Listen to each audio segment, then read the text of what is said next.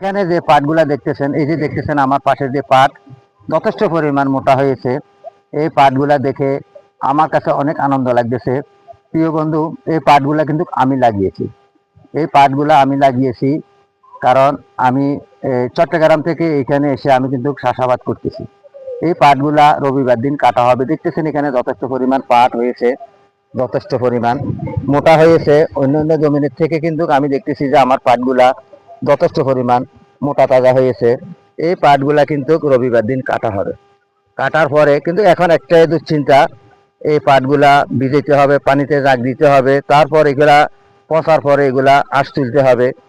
তা এখানে অনেক কৃষকে কিন্তু পাট চাষ করছে, তাদের ভিতরে একটাই দুশ্চিন্তা, পানি নাই। পানি না হলে তারা কিভাবে পাট ভিজাবে, পাটের আঁশ কিভাবে তুলবে।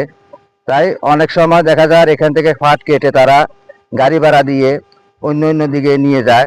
দেখতেছেন এখানে যেদিকে চোখ যায় শুধু পাট আর পাট, সোনালী পাট।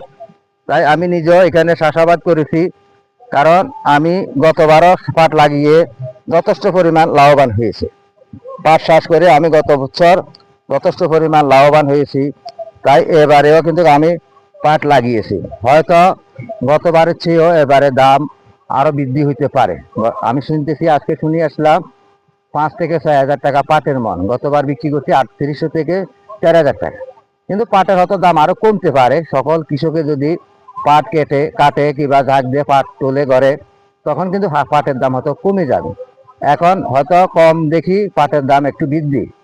তাই আপনারা বেশি বেশি পাটের চাষাবাদ করুন, অবশ্যই আপনি সেখান থেকে লাভবান হতে পারবেন। সকলকে সেই প্রত্যাশা জানিয়ে বিদায় নিচ্ছি। আসসালামু আলাইকুম।